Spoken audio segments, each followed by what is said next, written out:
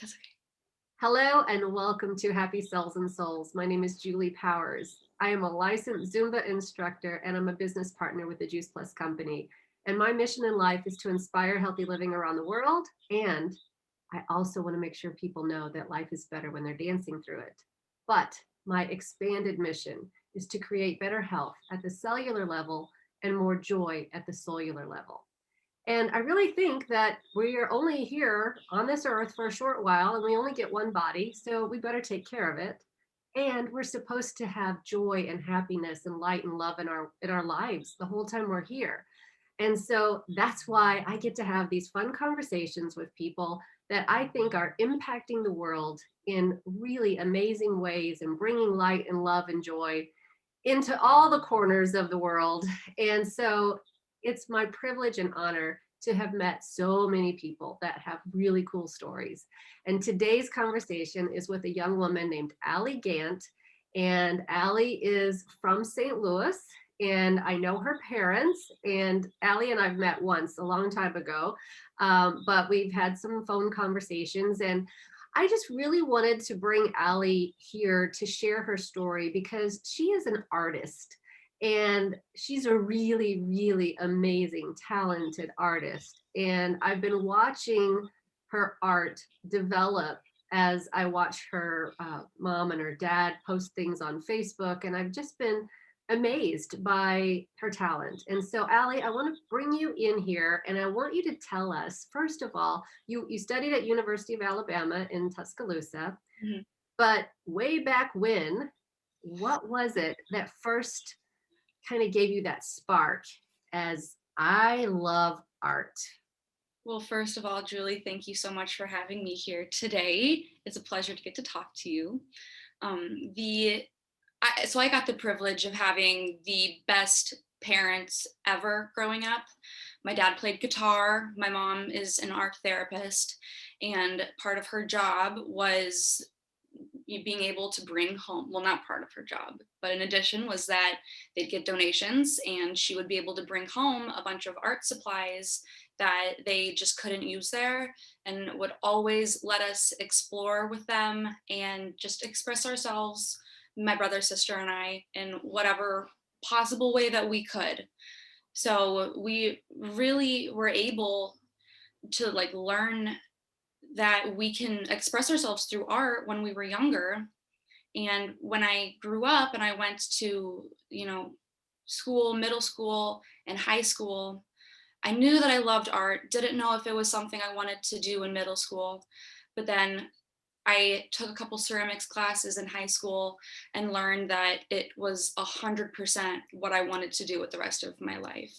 So that just Whether, kind of stuck. It was yeah, a fire, right? was like getting hit with a ton of bricks. I just felt so me there.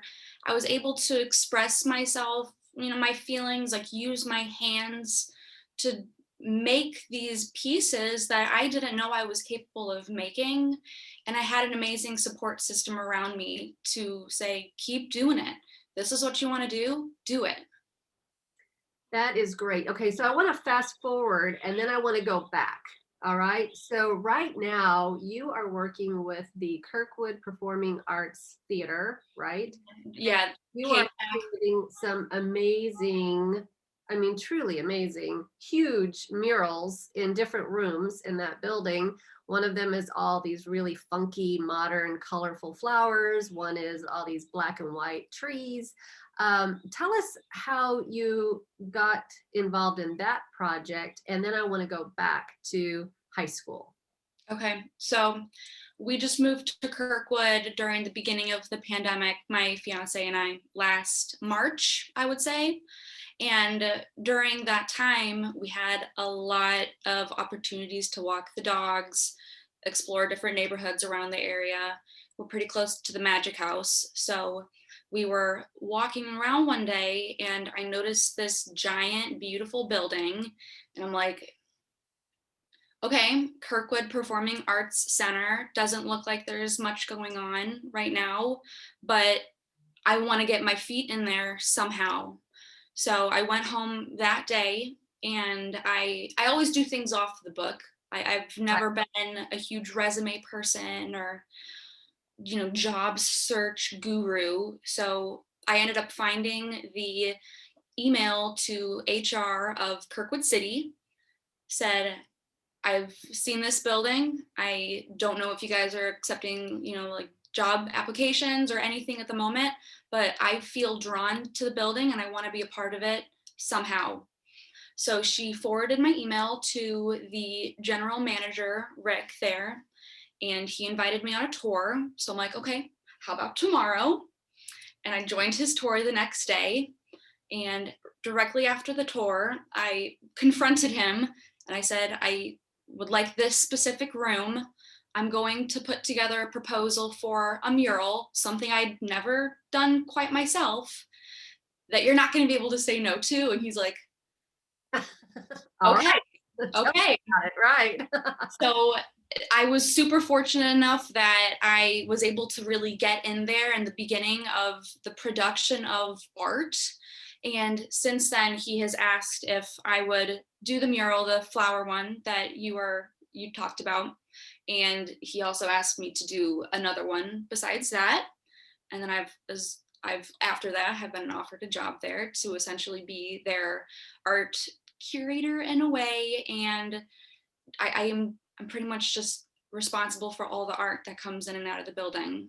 I, So you it's know been an amazing opportunity. what that says to me is when people see something and they feel that attraction to it, then they have to go and explore. Is this something that I'm supposed to be part of? Mhm. Otherwise, it can be this is something that you're thinking about, believing, dreaming, and you can visualize, you can feel it, and then voila, here's this building. And it's like the manifestation of everything that you've ever dreamed about. And Right, that's what I was thinking of. You could either manifest it or you can try to just make it happen. yeah, I think that's great. So you became the curator for the Kirkwood Public Arts Center and our Performing Arts Center. And let's go back to high school now, Mhm. because you were telling me before that that's really where you got drawn in completely, and that was where you were able to express yourself.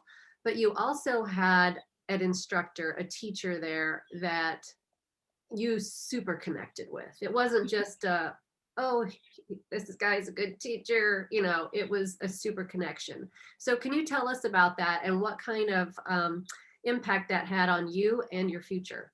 Absolutely. So I believe it was either my second semester, my freshman year, or my first semester, sophomore year. I took my first ceramics class in high school. And Tom Waggle, the ceramics teacher at the time, was like, okay, you're making all of these extra things. I see something in you. I want you to just keep making, just keep on making. And the next semester after that, instead of going on and taking ceramics 2, ceramics 3, he bumped me up to essentially their like advanced ceramics course, which was amazing because I was just like, holy cow, this guy is like putting a lot of trust in me for no apparent reason. But it was also the first time where I really felt like someone saw something in me that I hadn't quite seen in myself yet. So it allowed me to do so. It really boosted me up to the point where I was just creating crazy things. Like my whole thing in ceramics high school was making these animals. At one point, I made like these giant whale tails that it was the only piece that could possibly fit in the kiln. And the worst part about everything is that when I was a junior, unfortunately, he passed away. And I was more affected by that than I have been pretty much anything else, like any death, any like trauma in my life. And it has always stuck with me because this was the person that I looked up to pretty much the most. I've always had an amazing support system as a family, and they 100% helped me get through it and propelled me to just continue creating. Everyone at Parkway North did the exact same thing. There's another teacher there who essentially took me in under his wing and was like, just keep making, keep, believing in yourself. Creating, absolutely. Yeah. And it was nice to have that support system. And I know a lot of times too in the arts, people are like, I don't know if I can make a career out of this. I don't know if this is what I want to do. Maybe there's something better. But everyone being able to like sit there and support me through all of it ultimately led me to get a degree in art. I have a BFA in printmaking and ceramics, of course. But it just let me know that I don't have to do anything else other than art. Like, even if there is a trauma that comes and kind of knocks me off my feet for a little bit, I have so many people around me that'll just pick me right back up and say, just keep working. Take the time you need if you need it, but just get back on your feet because you Right. can do it. So, what I think is really important is, you've touched on something that is, I think, is a big hot button right now, not just in the United States, but all around the world, but mostly in the United States, where we're cutting art departments, music, theater, we're cutting it because of budget cuts.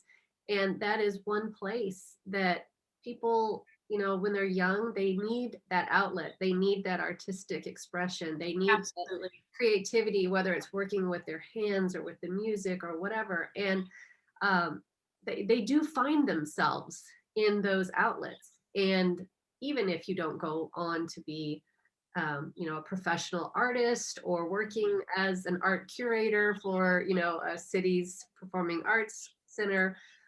There are just so many things that can be affected by that. And so I hope that somebody watches this video who realizes that you can't keep cutting these budgets. Absolutely. You just can't do it because there have been so many different studies too showing that kids who are involved with music and art and theater, they're doing better in other subjects as well. So Yeah. it's not just a one-sided story. So tell me, I know you do the ceramics, you do the printmaking, you do these beautiful murals. What is what is your creative method, I guess? I mean, do you see something that this has to be brought into reality for other people to see? Or does somebody give you an idea that you go, okay, don't know what to do with that exactly, but how does it work for you most often? I'm a big fan of social media and looking and getting ideas from other people. I'm not a big fan of, let's say, copying, but I love to make things my own. So, what I personally like to do is go on Instagram or even go on TikTok at this point in our lives and get just creative ideas from other artists and think, okay, how can I do this and then make it my own? So, for example, during the beginning of the pandemic, I got really into doing embroidery. And I also started doing a lot of resin, making things in resin. So I'm like, okay, why can't I do the two at the same time? And what I ended up doing was instead of putting like a piece of fabric over a embroidery hoop, I put like a plastic bag over it, which I was then able to cast a resin piece on the inside of the embroidery hoop. And then I would embroider something else to put over the resin piece. So I like to combine different crazy ideas. I also like to just sit down and draw things out and see if my mind just kind of goes like, aha, this is a fun idea. Like, I think this could come to fruition in some way. Or sometimes I'm not near like feeling as creative. So I just sit there and think sometimes, or I let my mind rest. And I find that a lot of the times, if I'm not forcing myself to create when I'm not feeling it, because we aren't all 100% of the time creative. That's crazy. We Right. let our minds and bodies rest. I will likely think of an idea where like, oh, maybe I want to try that tomorrow. Oh, maybe next week I can think about that a little more. What you just were saying is that a lot of people get trapped in this go, go, go, go, go, go, go, do, do, do, do, do, do, do. And I have been in that mode most of my life, where I had my checklists and it was check, check, check, check, check. And I always felt like if I wasn't being productive, I Mhm. wasn't getting something done, then I should get up and get moving. Mhm. And what I have learned, the older and wiser I get, is that those spaces in between are the most important parts. And Mhm. so, what you're talking about is the importance of taking the breath and sitting still and letting your mind wander instead of always feeling like you're on. And so, I hope that other people, I think that more young people now get that more than people in my generation. Um, a lot of my friends don't relax well. so so that is kind of an art of relaxation, and but it's that's the part where the creative juices get flowing. That's where genius can occur, is when you stop to take those breaths. Now, I do know that you have a lot of tattoos. Yeah. You can maybe show just a little edge of your yes, there you go, those are coffee beans, right? Yeah. Coffee bean flowers, whatever. And you were telling me that you have one that goes down the side. And what does that one say? It was the first one that I ever got. I had to get my parents' permission to allow me to get it because I was 17 when I got it. Thank you, mom and dad. But it is from my favorite movie, Moulin Rouge. And it says, "The greatest thing you'll ever learn is just to love and be loved in return." And I believe it's probably my favorite tattoo that I have. Well, it's really a great thing because that's really all there is. Yeah. And, Yeah. if boy, if the world could just come together through art and music and love, wouldn't it be a much better place? I Uh, absolutely would. I know that you have received some awards for your work in college. You won an award for your high school senior awards presentation. You actually got an award that was memorializing your teacher. Mhm. And so, do you want to talk about that a little bit? We have about 3 minutes left. Okay. So, yeah, that's a great thing to end on because it was one of the most impactful events that has ever happened in my life. And another opportunity where I was like, people are watching, like they see me and they know me. So I was invited to the awards ceremony in high school. I believe I was senior, and this was right after Waggle had passed away. So I knew I was getting an art award of some sort. I thought it was just going to be a department award, but it occurred to me after all of the department awards had been given, my dad and I was on a stage like amongst the rest of the students. My dad was in the audience. We locked eyes and we both just started bawling because it seemed like something had like clicked in us where we were like, we know what's about to happen. And the art department had created a new award named the Tom Waggle Ceramics Award. And I was the first ever recipient to receive it. And in a way, I almost felt as if it was meant for me. I'd been impacted so heavily by his death just because my mentor was no longer there and I just felt lost. But it was another opportunity where I was like, there are so many people here supporting me and wanting me to just move on and continue and be the best artist that I could possibly be. And I can be that myself without having someone like over me trying to guide. Like I'm Right. capable of it. So I stood up and I ran across the stage and I accepted the award. And it essentially just recognized like excellence in ceramics and dedication to art and creating. So it was just an absolute honor that will always stick with me pretty much no matter how long I live, and I'm just so thankful for that. Well, I know it was well deserved, and you have such a gift and a talent, and I know that artists they want to speak to the world in some Yeah. way, and they want someone out there to feel what they feel when they see or hear or taste or touch or whatever, whatever the art is, Right. they experience it. They want them to get that same feeling. And so I think it's so great that you are able to do that and that you've found a way to bring your dream to life Thank and you. to still fill the world with more beauty and love and light. And if somebody wanted to see more of your artwork, or if they want to follow you, or if they want to just figure out who you are, who is Allie Gant, what would you recommend? I would say that my art Instagram is definitely an excellent resource. It pretty much has all the art that I've ever done on it, besides things that are still going to be given as gifts. And what's the name of that one? It's Al Gant Art, which is ALGANTART. Okay, So I'll put that in the notes as well. thank you. Or if you want to come see some crazy murals and the rest of what is happening at the KPAC Center, schedule a tour with us. Give us a call. That's We, great. we love people to come in and just submerge themselves in art because it's just growing and it's crazy. That is great. And it's something to do when you're trapped at home. You can start, Absolutely. being more creative and finding those bits and pieces in yourself. So, Allie, thank you so much for sharing a little bit of your story. And I hope that somebody who sees this will be able to get that spark as well.